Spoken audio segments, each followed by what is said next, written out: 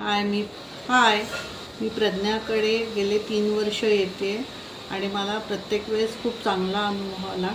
पहिल्या वेळेस जेव्हा मी आले तेव्हा माझी मान भयंकर दुखत होती, मान आणि शोल्डर्स. आणि पहिल्या 3 सिटिंगमध्येच मला खूप रिलीफ मिळाला. मी पुण्याहून त्या कामाकरता मी आले आणि मला 3 सिटिंगमध्ये खूपच छान अनुभव आला. आणि त्याच्यानंतर मी US ला जाताना परत एक सेशन करून गेले की मला तिथला स्टे पण चांगला व्हावा.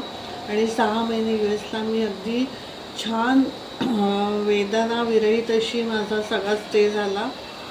आणि आत्तासुद्धा मला फ्रोझन शोल्डर सुरुवात वाटली म्हणून मी लगेच प्रज्ञाकडे आले.